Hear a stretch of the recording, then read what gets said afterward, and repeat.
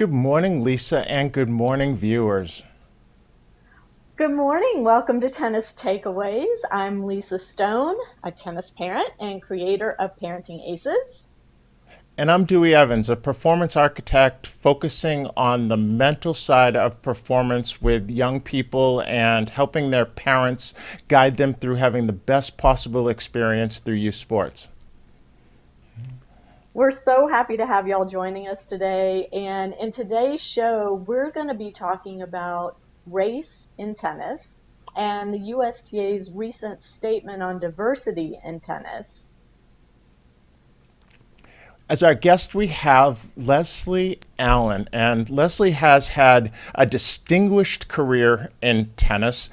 Growing up playing in American Tennis Association events, she went on to be a member of the NCAA championship team at University of Southern California. She was the first African American female to win a professional tournament after Althea Gibson. She was a French Open finalist, and she had a career post tennis of being an executive with the USTA as well as a tournament director. Ran programs, still runs programs. She's a speaker. She's done so much. We're happy to have her here as our guest today. Welcome, Leslie. Thank you so much. It's my honor to be here. And my bio, that's fabulous. It wasn't the singles that I was a finalist at the French, it was the mix. So, I just want to keep it real. Yeah, I just said a French Open finalist. I wasn't going to distinguish between one or the other, but yes. But I just want to the rest of people saying, wait, where did that happen? And that's going to be part of the story, is some things that happened during that event. During the finals of that event was part of what you spoke about recently. Can you tell me real quick, or us, where was home growing up? I was born in Cleveland, Ohio. I grew up in Washington, D.C., and then later moved back to Cleveland, Ohio in about the eighth grade. And then most of my adult life, I was either in Florida or New York. So there you go. Okay. And as a young person growing up, you played in American Tennis Association events as opposed to USLTA at the time events. And why was that? So what you need to know is growing up, I was not the tennis player in our family. My mother was, and she decided she was a school teacher so she could have her summers off and play the ATA circuit. So my entire childhood was about each week and each weekend going to the courts, and she would compete in tournaments. I would wander off to the playground or whatever and maybe come and hit a few balls. People tried to encourage me to play. I wasn't interested. They even sent me to Dr. Johnson's camp. Wasn't that interested. And between the ages of 11 and 14, I didn't hit a ball because I wasn't playing tennis. So can you What tell was us? that experience? Oh, go Yeah, ahead, yeah. Dewey. Please, Lisa. Please, Lisa, jump in. Well, I wanted to just first of all clarify that USLTA is the precursor for USTA for our viewers that don't know that. And at the time that you were coming up, there weren't very many Black athletes participating in USLTA events, if at all. So the ATA was created as a tennis circuit for those who weren't maybe welcome at USLTA events. You are not an old woman. You are a relatively young woman. This is recent history. This is not something that was happening back at the turn of the century, meaning the turn of the 20th century. Right. Well, the ATA was the counterpart to the USLTA because it's one of the oldest, it is the oldest African American sports organization. It's more than 100 years old. And so for the first 70 years of the USLTA's life, segregation was mandated. Blacks were barred from playing in the tournament. Finally, Alice Marble said, "Come on now, Althea's great. You should let her see how good she can be by playing in our tournament." So my experience as a young person growing up in tennis was through the eyes of the ATA. It was very wholesome. It was very engaging. It was like family. and it was very comfortable. I would hear stories about the up and coming juniors or either adults, including my mother, that would venture to play in USLTA tournaments, and they were treated poorly. You know, they both faced each other in the draw, their entry was lost, or there was always something. So even from a kid, even though I wasn't participating, I understood that the ATA was like family and home, and the best African American players were groomed there. And then when you ventured out to play in the quote white tournaments, yes, competition may be equal or a little better, but you should expect, just by hearing the story sitting in the back of the car with the grown folks talking, you should expect you may not be treated with open arms. So I understood that from the start. And then when I began my tennis journey, even when I was in Cleveland, there was an African American club, Tri-City Tennis or Forest City Tennis, and I would play ATA tournaments as a team. I wasn't winning everything, but it gave me a place to work on my game. I was fortunate as a young person, 11, 12, when before I was 11, have Blob Ryland give me the foundation. So when I came back to tennis, I knew how to hit the balls. Then now I had to add more strokes to my game and learn the strategy. So there's a rich history that I think anybody watching would be well served in knowing. So Blob Ryland was the first black tennis pro. He was playing pro tennis long before anybody else really was. So to kind of date him, what was it, last week or the week before, he turned 100 years old. And he is still with us. I had the good fortune to interview him about, I guess 5 or 6 years ago as part of something that I was doing and introduced to him by some friends. And you also mentioned going to Dr. Johnson's camp. So before Nick Bollettieri's, there was Dr. Johnson. Can you tell us a little bit about the history of Dr. Johnson and the player development for the ATA? Well, Dr. Johnson was the head of the player development for the ATA, and his first protege actually was Althea Gibson. And he and Dr. Eaton came to her and said, we think we can groom you to be the player that can break the color line. So she did that 3 years after Jackie Robinson integrated baseball. So for a woman to do that in that era was pretty spectacular. And what they did, they were both doctors, physicians, and had courts at their house. So forget about having an academy with 25 courts. From this one court, they mentored Althea Gibson, and then later Arthur Ashe, and in between, up until the time of his passing, there were hundreds of young African American players that went down to his camp and his one court and developed our games. And more than developing the game, it was actually getting the information on how to navigate in the tennis world when they didn't want you. And he was very strict, and he essentially gave us the tools to cope to be able to survive in a world that didn't want you. And so if we could survive Dr. Johnson, then playing USLTA or USTA tournaments, it was not a problem. So for that, I was forever grateful. I wasn't playing a lot of tennis. I found some old letters that I'd written, and I would be complaining about, well, we didn't get a chance to play much tennis, and whoever my roommate was ate more cereal than me. So, that was my focus as a kid at the camp. I wasn't on the tournament traveling team, but hundreds of athletes, many that we've heard of in the Black community were, and it was significant. You mentioned, Leslie, coping mechanisms that you learned at the camp.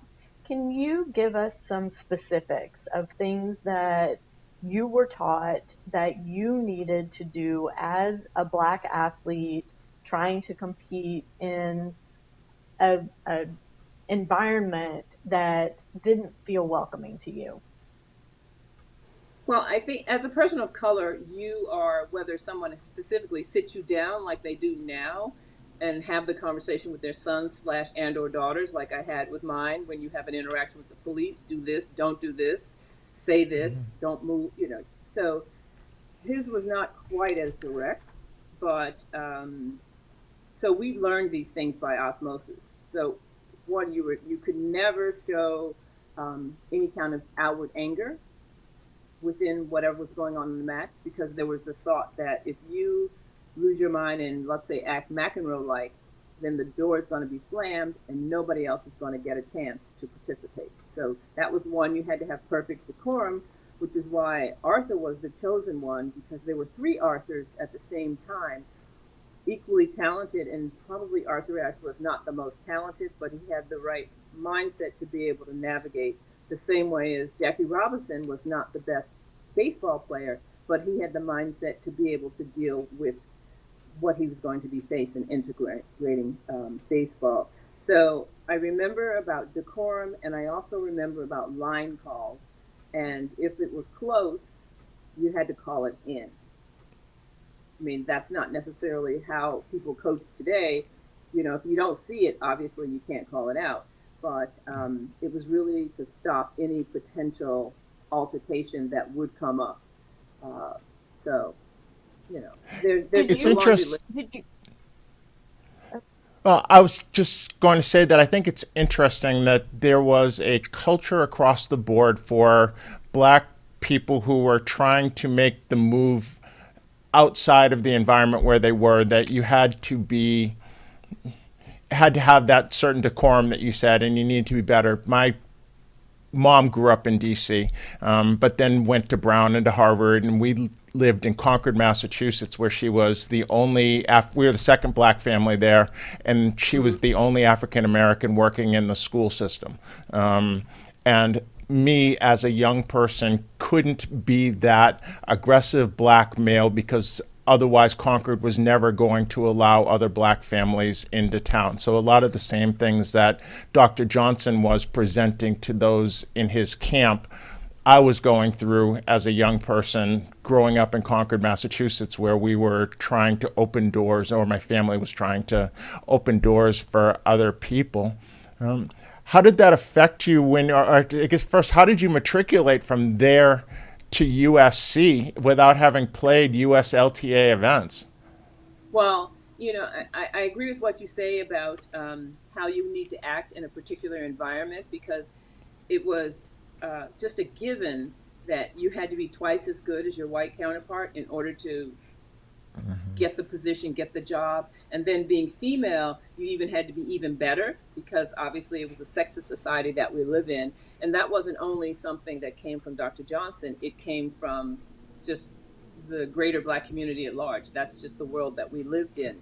And how did I get from Dr. Johnson's or to USC? Interesting route. I was in high school in Cleveland, and there were no sports for girls at this particular high school. And I desperately wanted to be an athlete of some sort, and, you know, play basketball or play volleyball or play something, but there was nothing. And I used to watch the Olympics and just lament, ooh, if I could be on a team and I could have on the uniform. I don't know why the uniform was so key in my mind, but, you know, I was a kid. So, but we did at our school have a boys tennis team. And it was an urban school. That was the one I happened to be going to at that moment. And they weren't very good, and I, in fact, was the best one, because the tennis boom was happening in the 70s. And so I was like, wait a minute. All of you all are just discovering tennis. I know tennis. Went back in my closet, found the same racket that I had when I was 11, and dug it out and started playing, and was playing some ATA tournaments. So from that, a couple of things happened. Title IX, World Team Tennis, and the start of the Women's Professional Tour. So suddenly, wait, you could play tennis and not just get a trophy, you could get a check. That's interesting. You could play tennis and go to a college and play on a college team. Oh, that's interesting. I need to think about doing that. So on my high school team, and you all will appreciate this, they told me, no, you can't play in the state tournament. State tournament started, and how some things are just karma. Or I was one morning got up, and on television, my little 13-inch black and white TV, you know what those look like, right? Sitting on my dresser in my room, I'm getting ready for school, and I hear this woman who's on the local news show talking about the Women's Law Fund and this new law that had been passed recently, Title IX, that provided equal opportunity to women, blah, blah, blah, blah, blah, blah, blah, blah. And I was like, hold on, this school I know must get federal money. So I think they're illegally barring me from playing. We called up the Women's Law Fund. I was their dream scenario. The state tournament had started. Okay, my two male counterparts on the team had played and already lost. So technically, we were out of the tournament. The tournament was maybe about to the quarters. And so the attorney said, all right, there's going to be an injunction. You're going to have to stop the tournament if you don't let her play. So what they did was they drew a backdraw for me to play, and the person they selected for me to play was the number one seed, right? So they're like, okay, we'll let her play, but we'll give her the number one seed. Right. So I didn't really care. I'm going to get a chance to play. But what they didn't know is the number one seed had gone out of town to work on an art project or art studio, something or other, because his next matches were not like until the next weekend. So there was no reason for him to think, having advanced to the quarters, that he was going to have to play backwards. So they put me in, and it was not the number one player from the school. It was in fact their worst player, because everybody else was already in the draw somewhere else. And so I ended up beating that guy. And so, you know, I lost in my subsequent match. But the point was, it was an opportunity that I had to fight for, because sometimes you have to fight for it, and people aren't always up and up, even in how they tried to stack it against me by giving me the number one player in the whole tournament. And so from that, I'm like, well, I want to see how much better I can be. Went to Carnegie Mellon, academic scholarship, played number one on their team. I want to go to a school that combines academics and athletics. So where did I go next? Fashion Institute of Technology in New York. Why there? It was across the street. It was across the street from my tennis club, and the guy who was a tennis coach knew me. Where else did I go? Texas Southern University. They were supposed to start a women's team, so there I got in shape. And if you talk to any person of color that trained in Houston, Texas, they will talk about running the bayou. It's a thing. It's a brutal thing. So I got in shape in that way. And then I went to the ATA Nationals in San Diego between my sophomore and junior year, and decided I don't want to go back to Texas. They're not starting a women's team. I don't want to go back to Texas. So the thought was, let's find a school in California where you can go to. So literally in August, I walked onto USC's campus. And I was enrolled.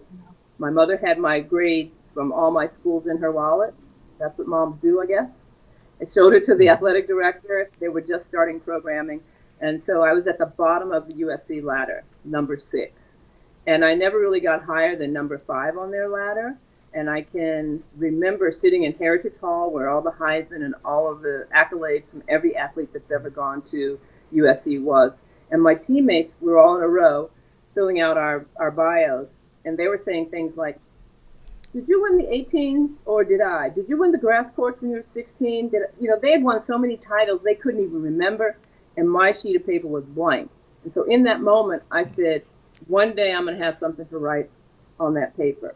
So played on the team for those 2 years, could equally match them. I was continuing to get better. And then when I joined the tour, of any player who's played at USC, woman singles, I've had the highest world ranking. So I always feel like that's great vindication. But it was a journey, and I continued to improve, and which was good because some people build their game so they're successful when they're 12 or 14, but it doesn't translate to the pros. And I was lucky that I could still build. And when I was at USC, I did not play doubles because I did not come to the net. I was a staunch baseliner. But on the pro tour, in order to improve, I had to become a serve and volleyer, and I did. That's a long answer, but it's a crazy story. That's a great story. Thank you for sharing it. Yeah. I want to make sure, Dewey, because of our time limitations, that we get into the crux of, one of the reasons we wanted Leslie on here, besides sharing her history in the sport, is this recent article that you wrote, Leslie, in response to USTA's statement on diversity, in response to what's going on currently in our society here in America.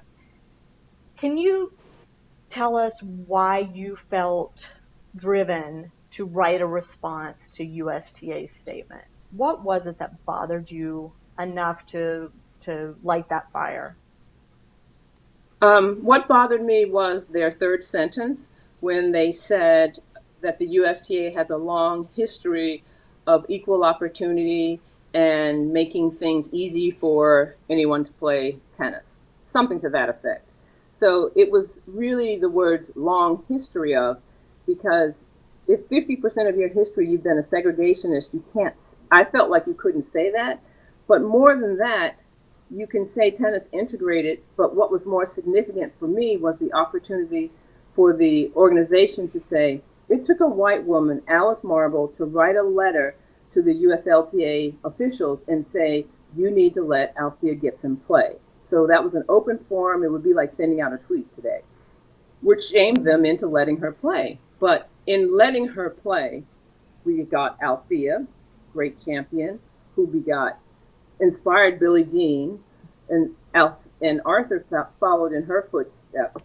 And then you have Venus, Serena, me, Zena, Takoko, and Frances. And why is that? Because of Alice Marble.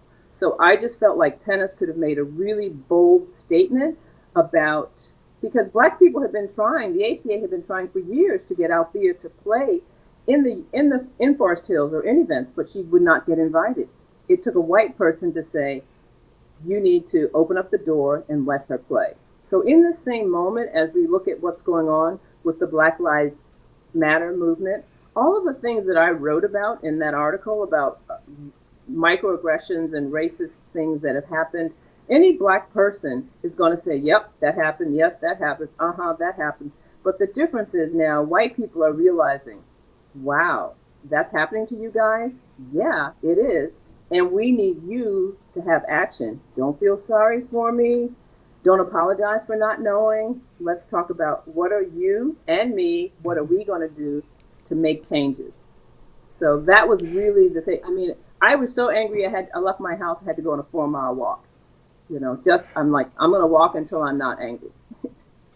There have certainly been people who have attacked you for speaking out. I know in one part you talk about some things that happened to you during the finals of the French Open mixed, and there have been those that have kind of come out and said, absolutely no way, that didn't happen. You're fabricating this. You're trying to smear the name of good people. What did you feel? Because while you didn't name names, it's pretty easy to go figure out who was the male player you were playing against in the French Open mixed doubles final. Well, my intent was, as I wrote, was to write in a way that people could see themselves in those situations or see similar. And whether it was a corporate person that had worked at that organization or another, most of what I've gotten has been, yes, you told your truth is my truth. People that got tripped up by, well, did this happen or did that happen, or you seem bitter, or do you want us to cower to you? They missed the point. My point was really simple. In order to make change, we need the help of white people, period. So it really doesn't matter about a particular incident. That's not the thing. It's a chance for people to look inward maybe and see, is there something that I can do? Can I do more? We all have biases. I mean, so much of the work that I do now with athletes in terms of Win for Life and getting them prepared, I let them know you can have the best reputation, you can present your best self, have impeccable life skills, but if you're a person of color, somebody still might ask you, can you give me your badge? But they didn't ask the other people that walked by, So it was really for people to understand we live as people of color in two worlds and have to navigate. You've had the luxury of living in your bubble and not known that has been happening. So, whether it was an incident at the French Open or in Vermont in a tournament, that's ancillary stuff. Mm-hmm. That was just to give an example of my personal experiences. But it's not unlike probably what's happened to you, Dewey. You could just line up 10 black people and they'd all have some sort of story. And it's not that we want extra credit for it. It's not that we want your sympathy. Just know we're navigating two worlds. And so, every time we walk the door. Yeah. One of the things I would and Dewey and I have talked about this, that we really want this show to be about is giving people action items. So, as the white person on the show this week, one of the things Hold on. I'm You're trying. white? You're white? Dewey, you didn't tell me that. Well, she's Jewish. Oh, Well, okay. yeah, I've got that going for me, and female. So I mean, put me in some boxes. Okay. 2 out of 3, that's not bad. Yeah, but one of the things I'm struggling with, and Dewey and I have kind of been joking about this, but it's not really a joke. I am struggling with what is it that I can do to create more comfort and true diversity in our sport. And I recognize that my experience coming up in tennis is very different from your experience or Dewey's experience. But I grew up in the South, so I saw a lot of the things that my black counterparts, and let me just say, I had very few in the tennis world growing up. But I saw things they went through, and even as my son was coming up through tennis, his black counterparts and the things they were dealing with. So to me, I'm disgusted by the fact that black people feel that their situation can't be fixed unless white people step up. That makes me really, makes my stomach churn, because I feel like everybody should, well, I feel like people should be able to take ownership of their experience and shouldn't have to rely on the people putting the limits in place.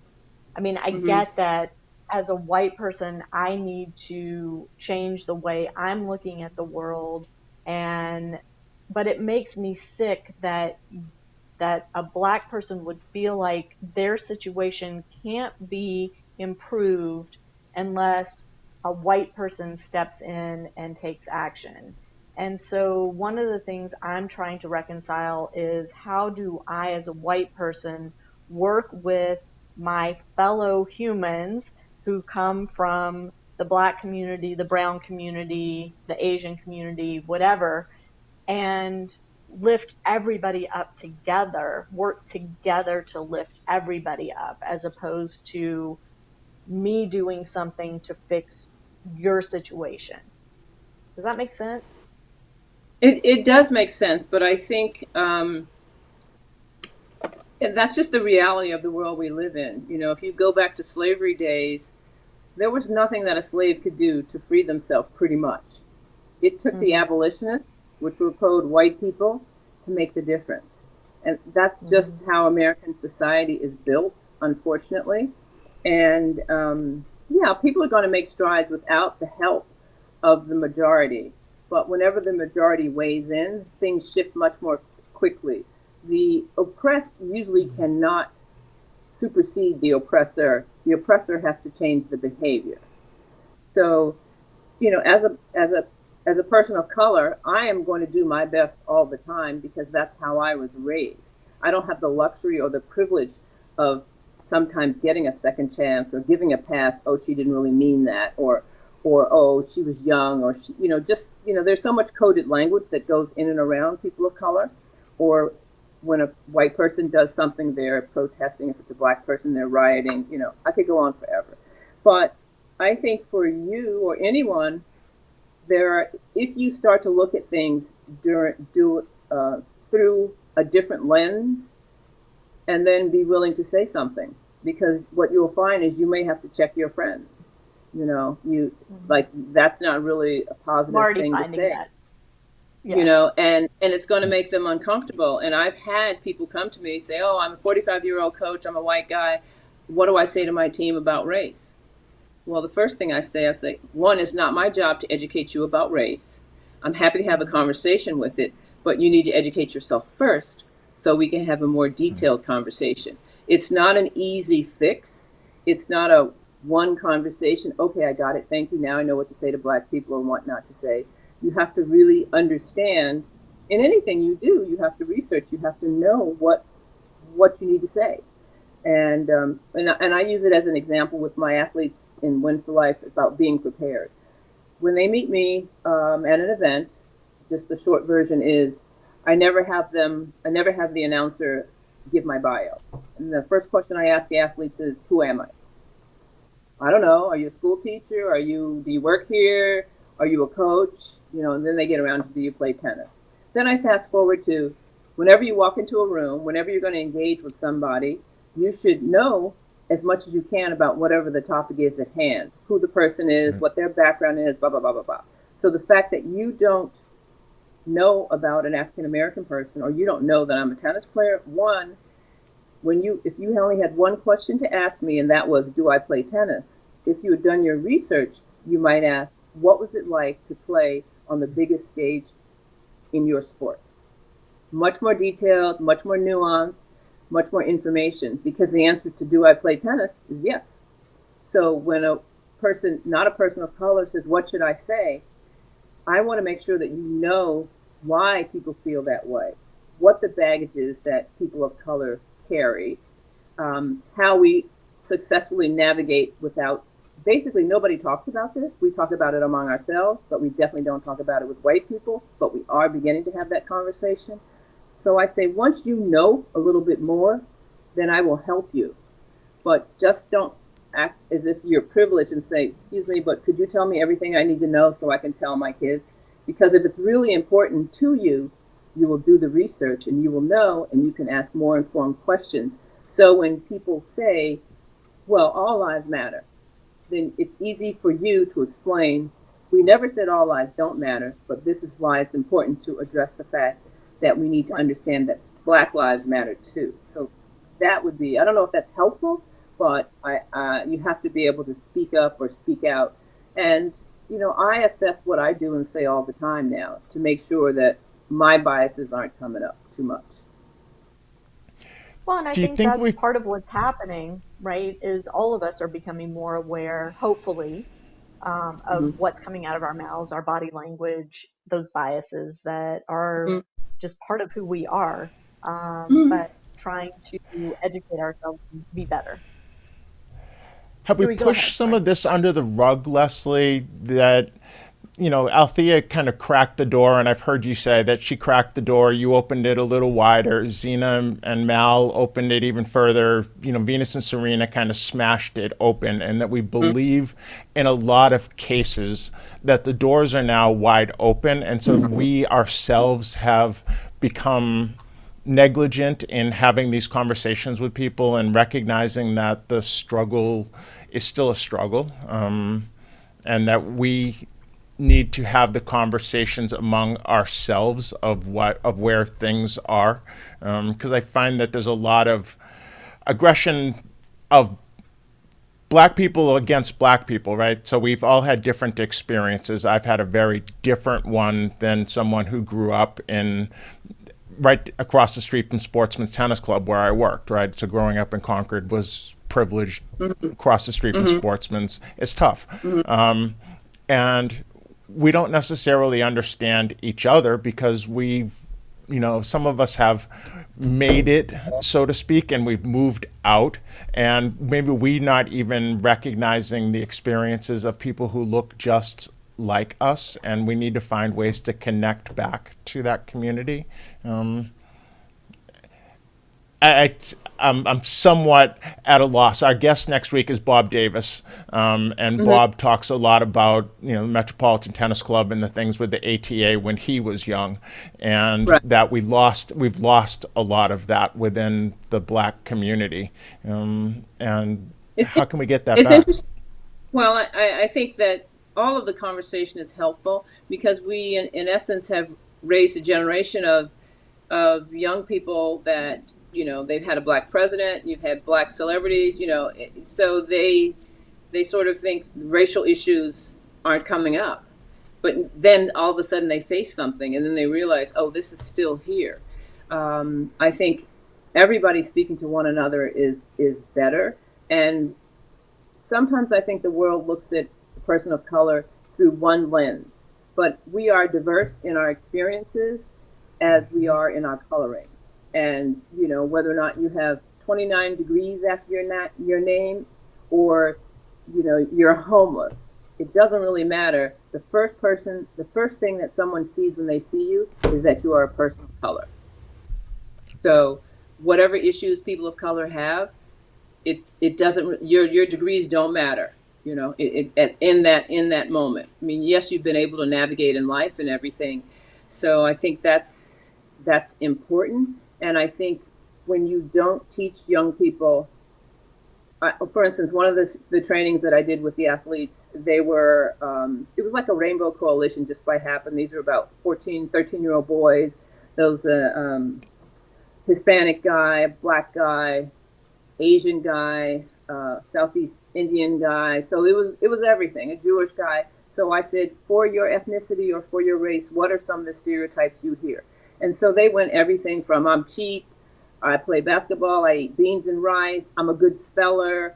And just in that conversation, as we sat there, they realized, oh, something happens to you like it happens to me, like it happens to him.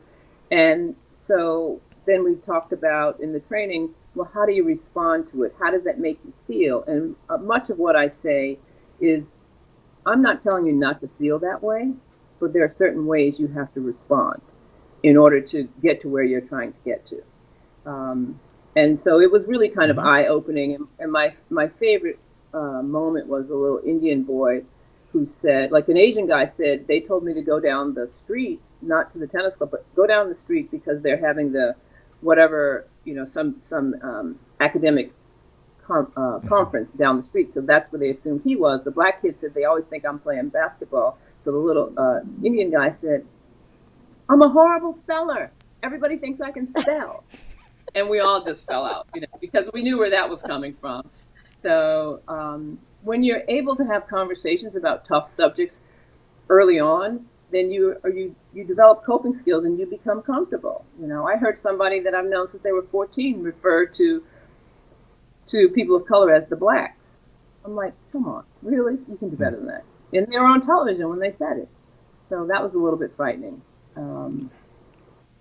So how can tennis facilitate some of those conversations that you were just talking about? What is it that tennis can do to help people understand that there's commonalities as well as differences, and all of it makes the world better? You know what I find? Because in tennis, you're in your own little isolated bubble.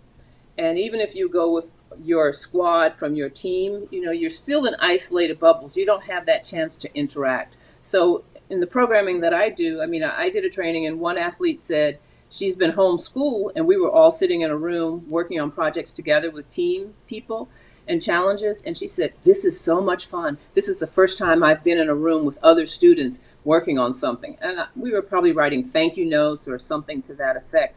But I think if you develop within your respective programs things that athletes have to interact with one another, then the hierarchy isn't just based on forehands and backhands and serves.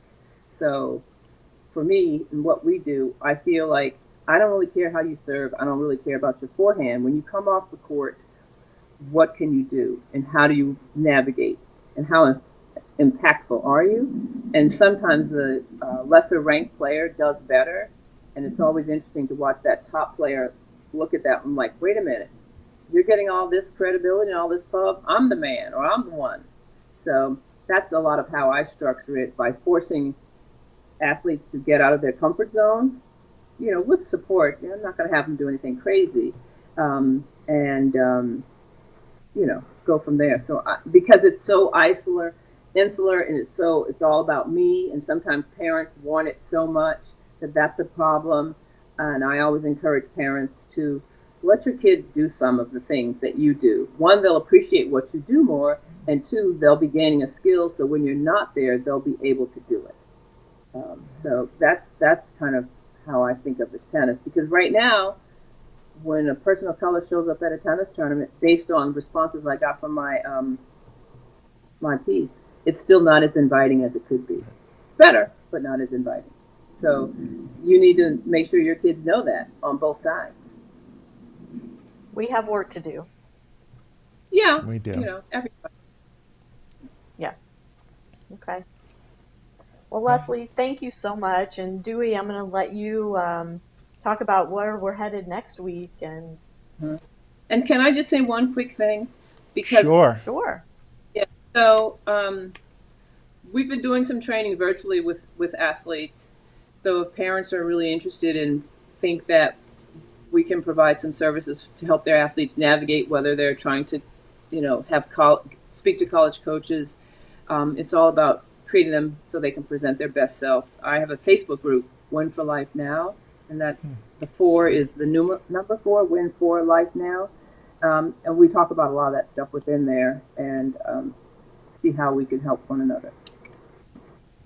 Good. We'll make sure that we put that in the show notes and comments and places where people can find it. And thank you. That was actually going to be the next thing out of my mouth was where could people find out more information about the things that you're involved in at the moment? Yeah, that's the main thing. And, we have a website, and it's been an interesting journey to work with the athletes virtually. And, one said her biggest fear about going to college was she going to be good enough. And I said, you are enough. Your family has prepared you. Your coaches have prepared you. You may have to work a little bit harder, but you are enough. And she burst into tears. So I was like, this is why I do what I do. Yeah. Well, thank you for all that you've done, Leslie. And you certainly opened lots of doors. The daughter of my mentor, Ernie Peterson, Jewel, attended USC, and you were certainly the color breaker in that one. So thank you. So I've known Jewel since she was 8. When she was relentless. I did a clinic, and she kept saying, "Coach, will you hit with me?" And I realized this is a special kid. She's not going to stop. So from the time she was 8 through USC and beyond, we are still connected. And that's the beauty of tennis. It connects you forever. Yes. It does. And we're going to bring in next week another one of those connections, gentleman by the name of Bob Davis. And Bob was a member of the ATA back, well, he's a little bit older than Leslie, so back before she was there, an ATA national champion. He was also the executive director, program director for the Ashe Bollettieri Cities program, which morphed into the Arthur Ashe Safe Passage Foundation. He's still involved with Nick Bollettieri down in Florida. He actually co-wrote Nick's biography with him recently. And I mentioned Ernie Peterson. Bob is the other mentor that I've had in my life for tennis, so I'm excited to bring him in to the discussion next week. Thank you again. Thank you. Thank you so much, Leslie. And to our viewers, thank you all so much for tuning in. If you want to get in touch with us, you can reach out to me, Lisa at parentingaces.com, or Dewey Evans at gmail.com. We would love to hear from you about your thoughts on our show and any ideas you have for future topics. So we're here for you. Please reach out to us, and we will see everybody next Wednesday at 10 a.m. Central, 11 a.m. Eastern, 8 a.m. Pacific. I'll be coming from California again next week. And wear your mask. Yes. Thank you, Leslie. Yeah, and Leslie, if you can hold on while we close out the show, love to talk to you off camera for just a couple seconds, but we'll see you next week.